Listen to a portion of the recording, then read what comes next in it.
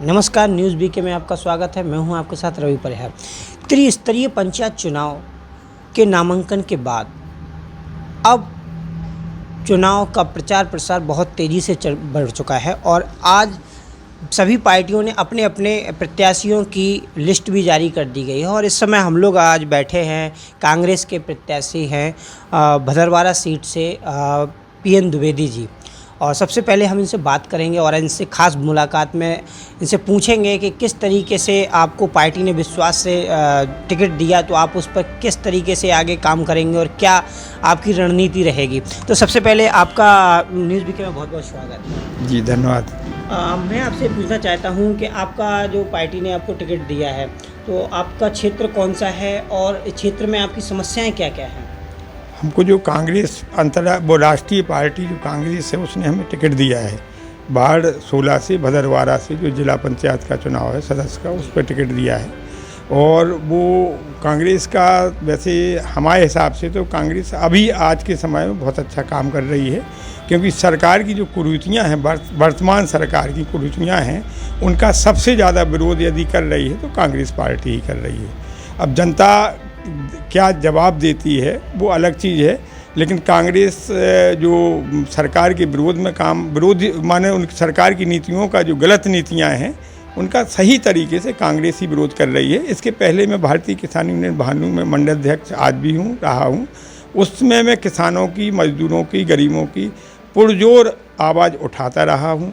शायद उसी को देख करके कांग्रेस ने मुझे नियुक्त किया हो, मैं इसलिए उस कांग्रेस का धन्यवाद भी करता हूं। अच्छा, हमारा अगला क्वेश्चन आपसे ये है कि आपके क्षेत्र में आपने भ्रमण किया होगा क्षेत्र में, तो आपको ऐसे क्या लगे कि ये कई समस्याएं हैं जो इनको दूर होना चाहिए? देखिए, गांव की स्थिति हमें तो लगता है कि सुधार नहीं है। कोई कहे, वर्तमान सरकार कहती है कि मैंने सुधार किया है, हमें लगता है कि वर्तमान सरकार ने कोई सुधार नहीं किया है, उससे और उल्टा असर हुआ है। वर्तमान सरकार का एक जो उनका वो था स्लोगन, वो मुझे बहुत अच्छा लगता है। उसका क्या था, उनका क्या था कि अच्छे दिन आ रहे हैं। तो अच्छे दिन उन्होंने हम आप समझ नहीं पाए, ना तो कोई पार्टियां समझ पाई, ना जनता समझ पाई है। अच्छे दिन आना थे भारतीय जनता पार्टी के, तो वो ये कह रहे थे कि बेटा हम अपने अच्छे दिन आ रहे हैं, भारतीय जनता पार्टी के अच्छे दिन आ रहे हैं। जनता से कहेंगे अच्छे दिन आ रहे हैं, तो उसमें कुछ पता तो था नहीं कि अच्छे दिन किसके आएंगे। तो अच्छे दिन भारतीय जनता पार्टी के आ रहे थे, वही उनका यूपी में इतने साल वनवास काटने के बाद सत्ता में आए, इसलिए वो अच्छे दिन थे। वो यही तो था कि हम लोग कितने दिनों से पीड़ित हैं और भोग रहे हैं, तो अच्छे दिन की तलाश थी उन्हें। तो जनता को वो अच्छे दिन का सपना दिखा करके खुद जो हृदय में थे वो अच्छे दिन अपने थे, वही हुआ। जनता दुखी है, बीजेपी हंस रही है, उसके अच्छे दिन हैं आज के समय में। अच्छा, आपके आगे के एजेंडा क्या रहेंगे, क्या मतलब किस तरीके से अगर आप जिला पंचायत चुने जाते हैं अगर, तो आपका एजेंडा क्या रहेगा? हमारा एजेंडा तो देखो, जिला पंचायत एक गांव का प्रतिनिधि होता है, उसमें 20-25 गांव आते हैं। तो गांव की जो दयनीय स्थिति है, हमें लगता है जो हमारे जिला पंचायत में क्षेत्र में गांव आते हैं, उन गाँवों में मैं कई सालों से घूम रहा हूँ। वो किसी पर्पज़ से घूम रहा हूँ, तो उनके दर्द को मुझे दर्द पता है और वो दर्द असहनीय है।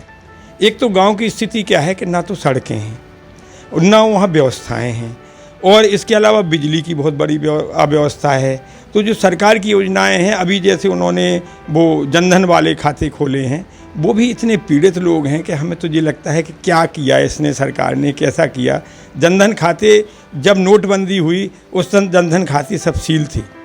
किसी गरीब व्यक्ति के यदि 4000 रुपये भी उसमें पड़े थे तो बैंक वाले मना कर रहे थे कि आपका खाता सीज है। जिसके 10 लाख हैं उसको पेमेंट कर रहे थे, 4000 वाले गरीब को पेमेंट नहीं कर रहे थे। बताइए क्या जनधन खाता है, उनके लिए तो एक जहर हो गया था वो खाते में पैसा डालना। तो ऐसी स्थिति थी उनकी। यही उज्ज्वला योजना में है। उज्ज्वला योजना में आपने ज़बरदस्ती उनको सिलेंडर दे दिए हैं, बेचारी जैसे भी अपना लकड़ी बीन के चलाते थे। अब सिलेंडर की स्थिति वो है कि 900 और 1000 में जा रही है कीमत।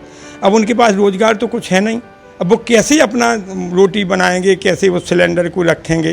तो स्थिति वही है कि सिलेंडर ले लिया, उनसे सिलेंडर के दाम वसूल रहे हैं और खा रहे हैं, वो अब रोटी बना रहे हैं लकड़ी से। आखिरी क्वेश्चन हमारा आपसे ये है कि आप न्यूज़ बीके के माध्यम से अपने क्षेत्र की जनता से क्या अपील करना चाहते हैं? हम जनता से, यदि जनता सही तरीके से चुनना चाहती है और यदि हमको चुनती है, तो हमारा मुद्दा यही रहेगा कि मैं जनता की लड़ाई लड़ूंगा।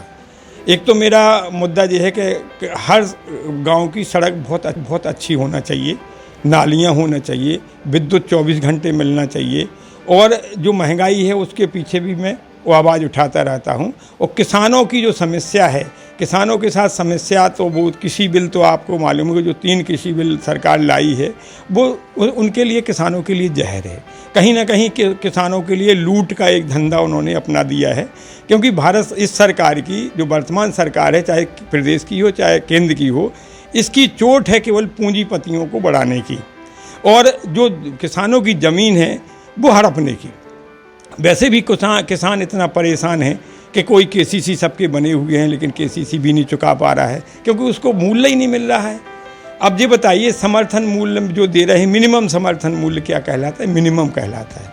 तो मिनिमम को भी, मिनिमम से कोई मिनिमम तो होता नहीं है, लेकिन मिनिमम की भी गारंटी नहीं दे रहे हैं।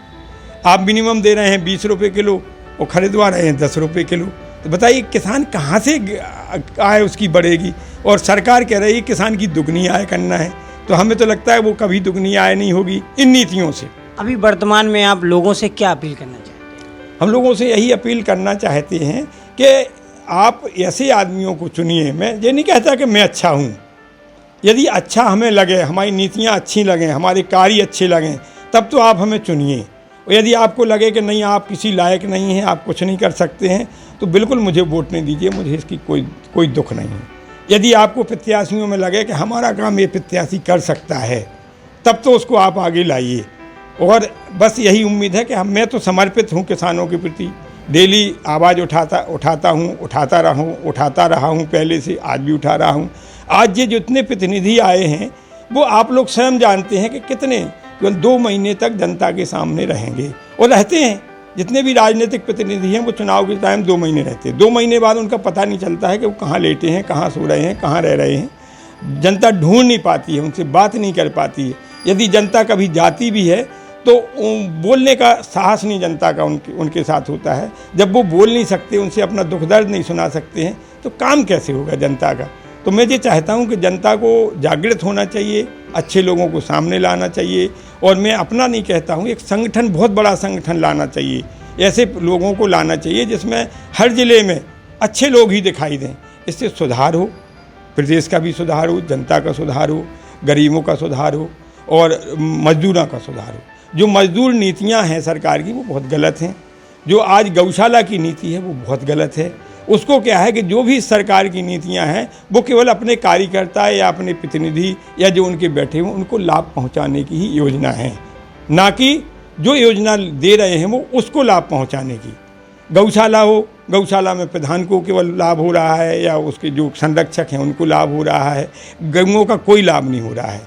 और हमें तो ये लगता है कि गऊएँ जितनी छुट्टा थीं उस समय, जितनी गऊएँ दिखाई दे रही थी, और जो आज गौशाला में है उससे आधी गऊएँ बची हुई हैं, वो गौशाला में सब मर गई हैं, तो उनकी हत्या हो रही है। मैं तो ये मानता हूँ गौशाला की हत्या, गौशाला में उनकी हत्या हो रही है।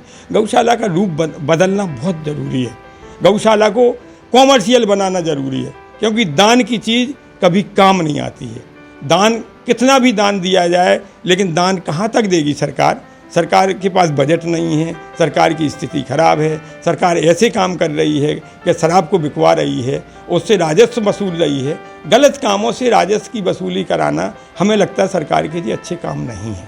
तो राजस्व वसूली आप करिए, अच्छे कामों से करिए, अच्छे काम कराइए। और यदि गरीब आदमी नहीं रहेगा तो उसको आपकी सुविधा की ज़रूरत नहीं है। या आप कह रहे हैं मैं फ्री में गल्ला दे रहा हूँ, फ्री में अनाज दे रहा हूँ, राशन दे रहा हूँ, चीनी दे रहा हूँ, क्यों दे रहे हो आप फ्री में? उसको रोज़गार दीजिए। उसको यदि 500 रुपये रोज़ वो कमाएगा, 1000 कमाएगा, वो आपका फ्री में गल्ला नहीं लेगा ना। आपको बद्दुआ देगा कि आप फ्री में गल्ला क्यों नहीं दे रहे हैं। आपको दुआ देगा कि बहुत अच्छा है, मैं खुशहाल किया है। और ये जो योजनाएं हैं गौशाला से, मैं बता रहा हूँ कि गौशाला से गाँव का 10% व्यक्ति रोजगार से जुड़ सकता है, और दूध की नदियां बह जाएंगी। यदि गौशाला का अच्छी तरह से रूप बना दिया जाए तो गांव में दूध की नदियां और घी की नदियां बह जाएंगी। जो पहले था, हमारे यहाँ के दूध और घी की कमी नहीं थी, हम लोग डालडा और रिफाइंड नहीं खाते थे, वही स्थिति आएगी यदि गौशाला का रूप बदल दिया जाए तो ये थे हमारे साथ में भदरवारा सीट से जिला पंचायत सदस्य के लिए प्रत्याशी पीएन द्विवेदी जी, जिनसे हमने खास मुलाकात की। न्यूज़ बीके की आगे खबरें और भी जारी हैं, देखते रहिए न्यूज़ बीके।